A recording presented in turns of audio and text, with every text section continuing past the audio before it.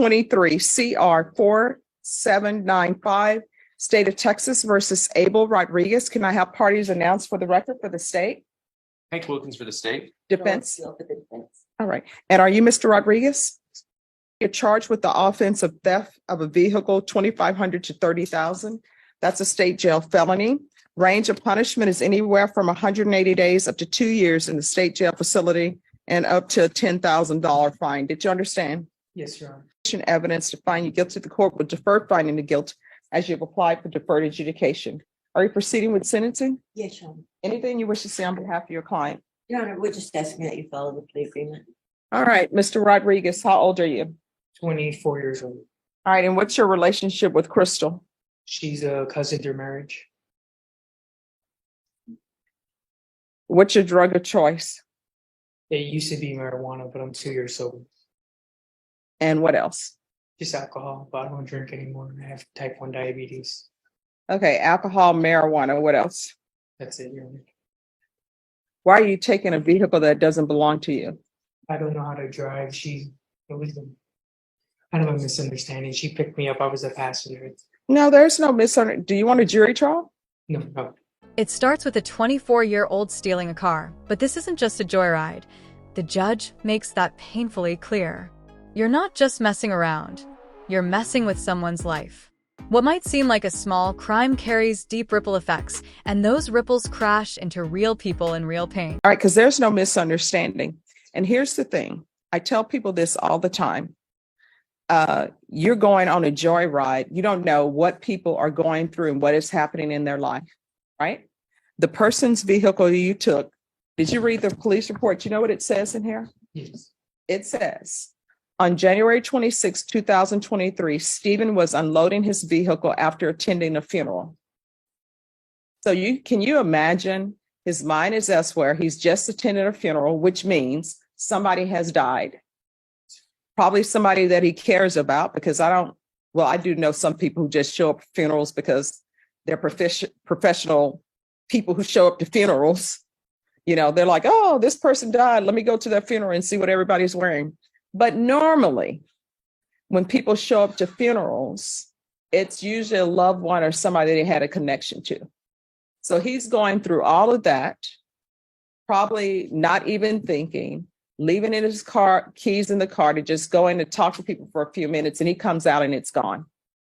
Because you and Crystal just want to take something that doesn't belong to you. This one hits hard. Imagine coming home from a funeral, emotionally exhausted, only to find your car stolen. That's more than theft. It's an act of cruelty, kicking someone when they're already down. The judge paints that moment with such clarity, it sticks with you. Because at its core, this isn't just about a car. It's about empathy, or the deep, painful void where it should have been. These are material things. Do you understand? Yes, Your Honor. And if you can't afford it, then walk. Get some fresh air. Take the Via bus. I used to take the Via bus, and I love walking. You can't tell it by my weight, but I do love walking. All right. So do you have any children? Yes, Your Honor. Age? Oldest is 9, and youngest is 3. And who are they with? Right now, they're residing with their mother. When's the last time you had contact with them? I want to say about 2 months ago. From jail? Since he's been in jail. I mean, he's had contact with them all along, I believe, until he was arrested. Well, not recently, but a couple months ago. How far did you go in school? I got my GED.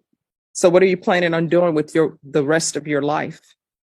Planning on. Here's some real-life advice. If you can't afford it, walk. It might sound simple or even a little funny, but the truth runs deep. In a world where entitlement sneaks in fast, it's a sharp reminder that accountability matters more than convenience. Doing the right thing isn't always easy, but it's what keeps you free and clear. Yeah, but I mean, you have plans how you... I was going to get into pre-criminal justice. I'm with the Indian reservation that provides college and schooling. So what are you doing with criminal justice? I was thinking about becoming a lawyer. Well, I'm sure your attorney will tell you any occupation in Texas or anywhere else that requires a license, you have to pass a background check. Yes. And they may look at this and say no. The moment he brings up his kids, everything shifts. He's no longer just a defendant, but a father who hasn't seen his children in 2 months. It's a stark reminder that jail doesn't just lock up one person. It sends shockwaves through an entire family, breaking bonds that may never fully heal. So you may want to look into that before you spend money. Law school costs at least $100,000. Okay, defense, do you have any recommendation? You're asking for length of probation time? I believe that we were both asking for 2 years for adjudication, All right. prosecution as well as the defense. All right. Well, I'm going to keep him on a little bit longer, but of course, if he completes everything early, the court will consider early termination. So whether or not you're on for 3 years I'm or willing 2 to do it. years is up to you. Okay. I'm willing to do as long as probation, as much probation you need to give me. All right. And if you're released today, where are you going to be staying? With who? I'm going to be staying at my aunt's house. This part is tough to watch. A young man with dreams of working in criminal justice, yet his own decisions are already closing that door. It's a quiet, deeply personal kind of tragedy. The judge isn't mocking him. He's offering a reality check, trying to steer him back before it's too late. Helping her being a caretaker, and she's helping me with my diabetes. All right. And what's this tattoo on the side of your face? What is that a tattoo of? It's a cross, Catholic cross. All right. Why did you do that? It was supposed to be smaller, but the guy kind of did it. Let me see it. But did he just freehand it? Because usually, He- and so you had no idea what was happening. I have no idea until I looked in the mirror and I was like, dude, it was supposed to be a smaller cross. I was like, this is my face I gotta live with it, you know.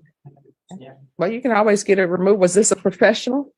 He said he was a professional, but it was done at his house, and I am looking into getting it At his house in the garage, baby, yes. while everybody's drinking and smoking? I don't know. And what's with the tattoos on the arms and A stuff? tribal tattoo and my daughter's name Okay. from an Indian reservation. So they did this at we're crown dancers. There's an unexpected moment of comedy, a botched cross tattoo. But even through the laughter, the judge slides in some real-life advice. Never tattoo the name of a romantic partner on your body.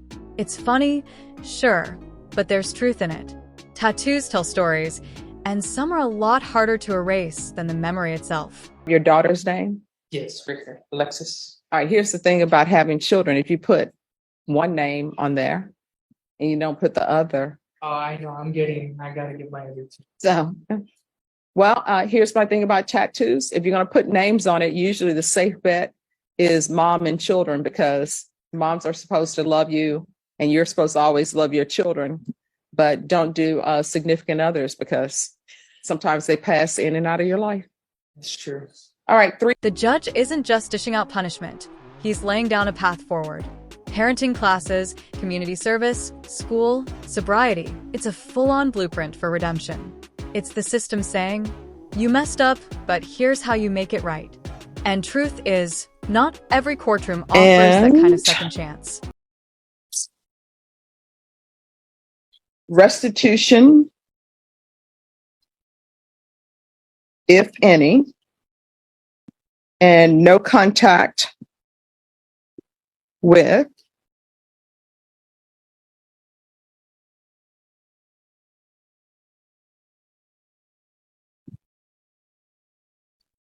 Stephen Magallanes,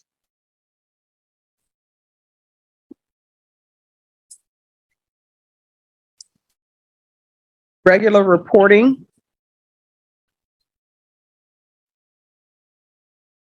random UAs. I'm going to want 90 sober meetings in 90 days. Yes, sir. I'm going to want a TAP evaluation. If the TAP evaluation recommends inpatient treatment, we'll start with outpatient treatment. Yes, sir. Proof of employment within 30 days. There's to be no employment as a home health care provider or with minors. Sure. 200 hours of community service restitution. Yes, sir. Oh, you don't have to affirm after each one. Just say it in your mind. We're going to do parenting classes. Once he completes parenting classes, the community service hours, 100 of those will be deemed to be satisfied. I'm also going to want you to either be in college or either in trade school. Once he is in that, then the remainder of the 100 hours will be deemed to be satisfied. You understand? Yes, sir.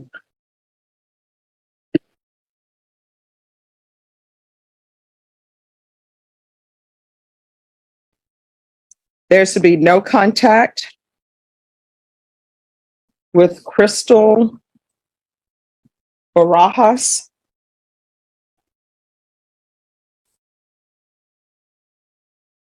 Field visit one time per month for 3 months. And if there are no issues, those can be discontinued. That final warning hits like a truth bomb. Now Abel has to wake up every day asking himself, will this land me in jail? It's a heavy, scary thought, but maybe that kind of fear is exactly what he needs.